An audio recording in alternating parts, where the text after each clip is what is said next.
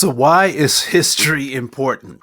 History is important because if we don't learn from history, we are, that's right, doomed to repeat it. And so when we think about race relations in the United States, when we think about educational history, history becomes important for us to recognize, because if we don't, we're doomed to repeat it.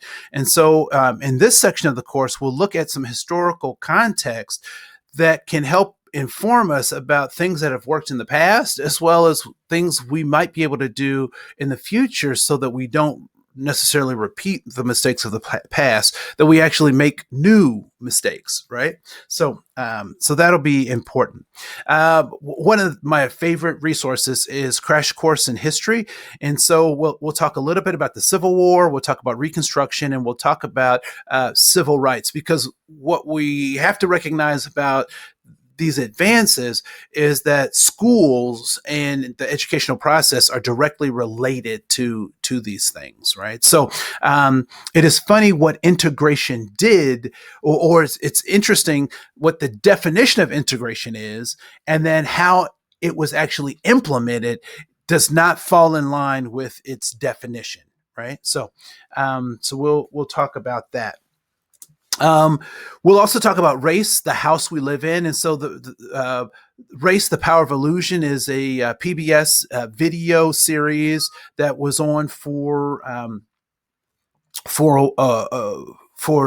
period of time. You can also, I think it's California Newsreel is the group that were the production company, but you can look at that. But we're going to spend a lot of time talking about not so much what race is, because there are videos that deal with that, or the history of race, but how does race manifest itself in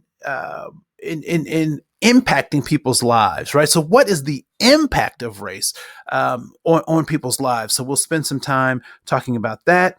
We'll talk about 10 things one should know about race. That's both the racial identity development model, as well as, what are some things to carry, what's some short things that when people say obscure things about race or these sweeping generalizations, what are some things that you can say to them that in response that will help inform and possibly clear up some misunderstandings they have about this concept of race?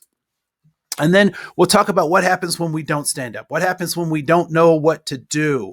And many of you are familiar with the Milgram experiment. If you're not, we'll delve into that. And so how do we act in the face of discrimination is extremely important in terms of standing up for our own values, but also recognizing that other people are watching how we interact with those things, right? So behind our embarrassment is other people's liberation. Behind my silence, someone is being kept in captivity, so to speak, right? So we'll talk a little bit about that.